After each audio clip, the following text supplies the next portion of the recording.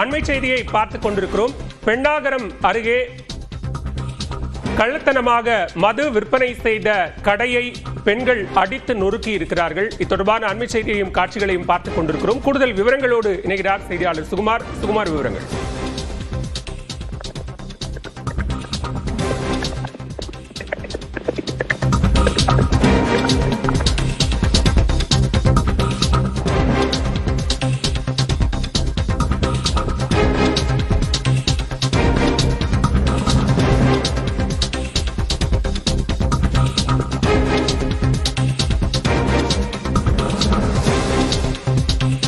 தருமபுரி மாவட்டம் பெண்ணாகரம் அருகே கள்ளத்தனமாக மது விற்பனை செய்த கடையை பெண்கள் அடித்து நொறுக்கி இருக்கிறார்கள். தப்பியோடிய விற்பனையாளரை ஓட விரட்டி பொதுமக்கள் பிடித்திருக்கிறார்கள். போடூர் கிராமத்தில் மது விற்பனை செய்த 4 கடைகளையும் தற்போது அவர்கள் அடித்து நொறுக்கி இருக்கிறார்கள்.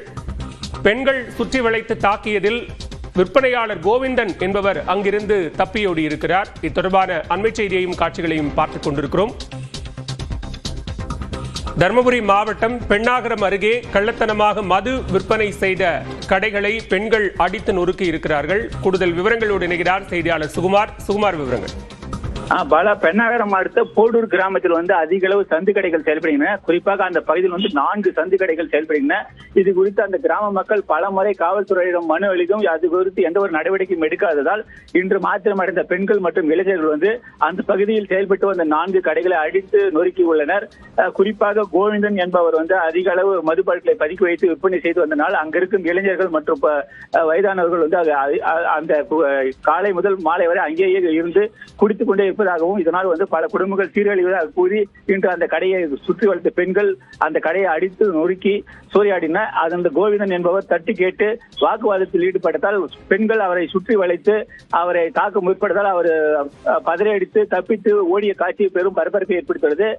பெண்ணாகரத்தை சுற்றி மட்டுமில்லாமல் தருமபுரி பல இடங்களில் சந்தை கடைகள் அதிக அளவு செயல்படுகின்றன. இவர்கள் அரசு மதுபான கடையிலிருந்து விலைக்கு வாங்கி கூடுதல் விலைக்கு விற்பனை செய்வது வழக்கமாக கொண்டு வந்தனர். இதனால் பல இடங்களில் காலை முதலேயே மதுப்பிரியர்கள் மதுக்களை வாங்கி குடித்து வருவது பெரும் பரபரப்பை ஏற்படுத்தி உள்ளது. பாலா, விவரங்களுக்கு நன்றி சுகுமார்.